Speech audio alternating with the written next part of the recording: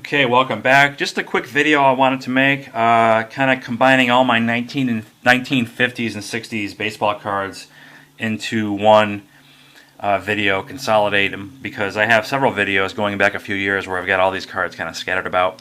I'm not really going to focus so much on the Manos. They're only making an appearance here because they're from the 50s and 60s, but I have a handful of PSA and non-PSA cards just to show real quick. Start off with this 1961 Roger Maris PSA 7. Again, these have all been shown before. I'm just putting them all in one video now. Joe Pepitone, 63 Topps. Bobby Richardson, 61 Topps.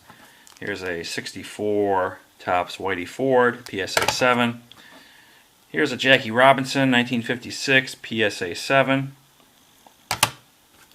Here's Hammer and Hank Aaron rookie card in PSA 4, 1953 Topps. Here's another nice one, Roger Maris rookie card, PSA 6.5, 1958 Topps.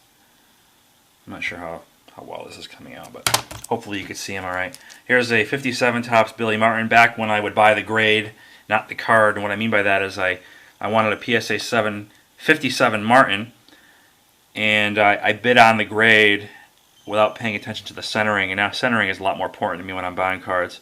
You look at here, it's really off center. So it's a PSA 7.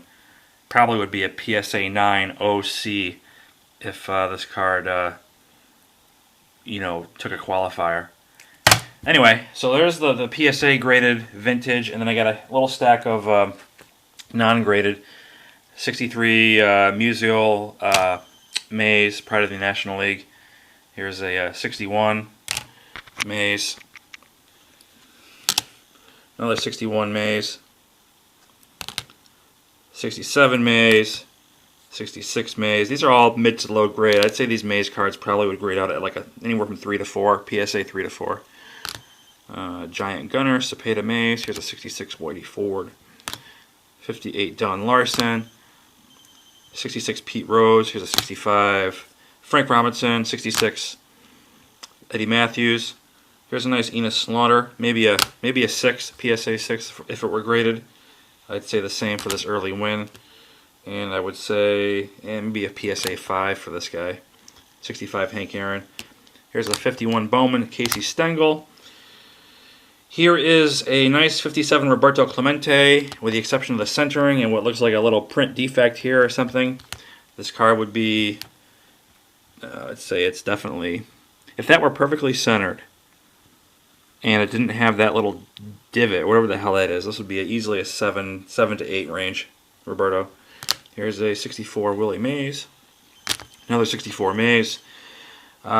Same deal for this Ernie Banks Flawless, with the exception of the centering. So this might be like a PSA, maybe PSA 8 OC, maybe a 9 OC. The Williams not so much, because there's a little surface wrinkle here, and some of the corners are rounded a little bit more than the others. This Frank Robinson is really sharp. I would say maybe that little lower left-hand corner touch might keep it out of an 8 holder. But other than that, it's a super card.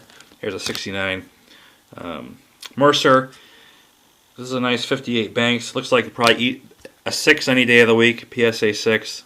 And then the Robinson here from 59, 6.5, 7, based on corners and gloss and surface and centering. So, and the last one I have is the 61 Barra, who I bought from a seller on eBay, who at the time I didn't know was notorious for trimming cards, for cracking out PSA cards, and selling them as raw with the hopes that you're buying a raw card that can grade out higher, or this particular seller also colors cards. It's all been documented. If you go over to the Collectors Universe message boards, I'm not going to say who it is, but I will never buy cards from this seller again. I paid $80 for this a few years ago. It's probably trimmed. Who knows? It looks great, but like I said, this seller is notorious for trimming and doctoring cards, so if I were to send this to PSA, I wouldn't be surprised if it came back altered or something like that. So there you go. All my 50s and 60s cards in one video to look at, And I might do this for my 70s cards and 80s cards. Nothing new here, folks. Just rehashing old shit, consolidating them all into one common video. Thanks for watching. Stay tuned. More to come.